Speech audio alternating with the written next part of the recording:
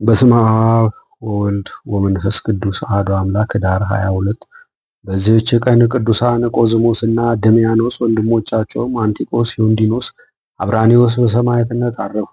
እሊህም ዲዮማ ከምትባል ከተማ ስለ እግዚአብሔር ልጅ የታነጸች ግንብ ካለችበት አረሚያ ከምትባል አገር ናቸው። እናታቸውም ቴዎዳዳ እግዚአብሔርን የምትፈራና የምትራራ መጻተኞችንና ድሆችን የምትወዳቸው የምትረዳቸው ናት። አባታቸውም ከሞተ በኋላ ልጆቿን እያስተማረች አሳደገቻቸው። እሊህም ሁለቱ ቆዝሞስና ድሚያኖስ የሕክምና ጥበብን ተምረው በሽተኞችን ያለ ዋጋ የሚፈውሷቸው ይልቁንም ድሆችን አብዝተው የሚረዷቸው ሆኑ። ወንድሞቻቸው ሦስቱ ግን ወደ ገዳም ሄደው መነኮሱ፣ በጾምና በጸሎትም ተጠመዱ።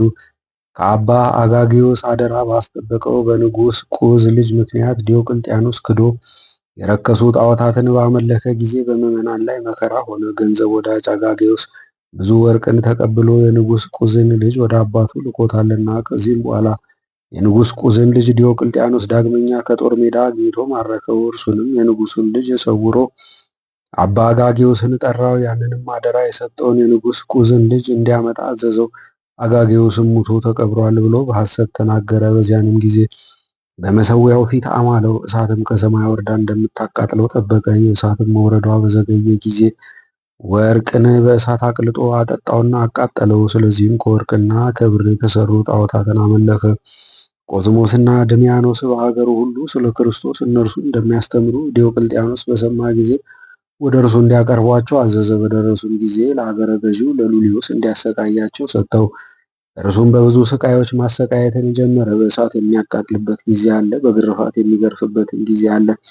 ሦስት ወንድሞችም እንዳሏቸው ሰምቶ እነርሱንም ወደ እርሱ አስመጣቸውና አምስቱንም በመንኮራኩር ውስጥ እንዲያሰቃዩአቸው አዘዘ። ከዚህም በኋላ ከእሳት ውስጥ ጨመሯቸው።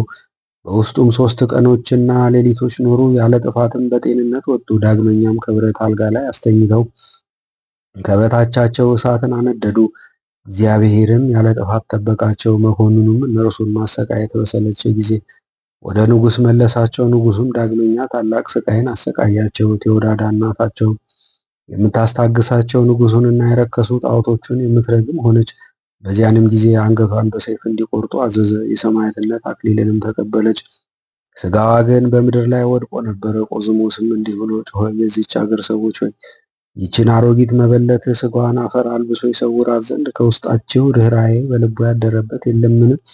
የሄርማኖስ ልጅ ቅዱስ ፊቅጦርም በሰማ ጊዜ ተደፋፍሮ ሥጋዋን ገንዞ ቀበራት።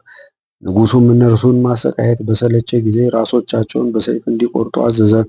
የሰማዕትነት አክሊልንም በመንግሥተ ሰማያት ተቀበሉ። ከመከራው ዘመን በኋላ ቤተ ክርስቲያን ተሰርታላቸው ሥጋቸውን በውስጡ አኖሩ። ከእርሳቸውም ድንቆች የሆኑ ብዙዎች ተአምራት ተገለጡ።